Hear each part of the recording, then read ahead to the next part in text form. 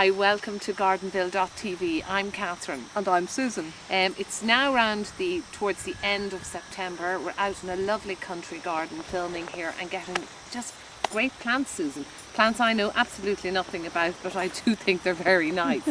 So we're looking at this little sort of delicate lady here all in her onia. Why is she so nice? It's a little campanula, little alpine campanula, similar to the other one. This one is known as muralis or portenschlagiana.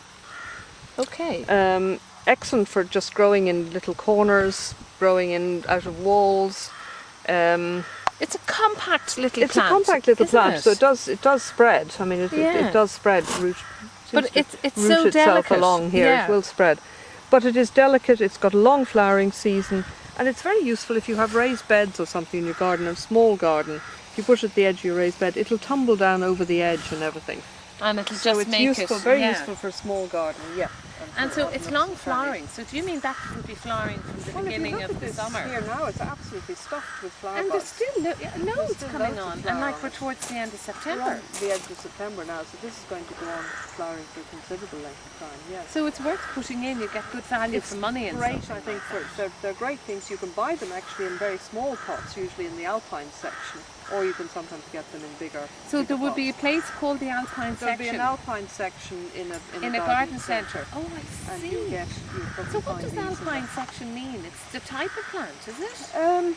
Like rockery plants. It's what people would put in a rockery, a small rockery. Yes, that's probably what you find. Right. I mean, there is a whole, I was going to say science in growing alpines, but there are people who have special alpine houses, sort of cold greenhouses for little things with different.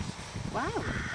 But that's getting into very specialist areas. Well, yeah, for that's getting into very the ordinary Joe soap like me now. You'll find these in an alpine. What about section. putting that in a pot on a balcony? I think you could probably use it maybe as part of a summer pot, at the edge of one. So it would big grow pot. over it? Yeah, with other things. I don't know if I give it a whole pot on its own. It would be too, And Susan, so will that die back, or what will happen? I have a variety of this, and it's more or less evergreen. I mean, if you've got a horrible frost or something, you might die back, but it's more or less. And so would you cut it, or? I just leave it alone. Just leave it. You can just leave it alone. And it just dies off, and well, it doesn't so much die. It just sits there. Oh right, and just can and flower then you start again. flowering again, Oh, sending out these flowering shoots again. You can give it a trim. So it's great then for evergreen. Yeah, it's a useful. So do you know what I mean? Instead of getting all woody and sort of sad looking in the winter time. Yeah. Yeah. Okay.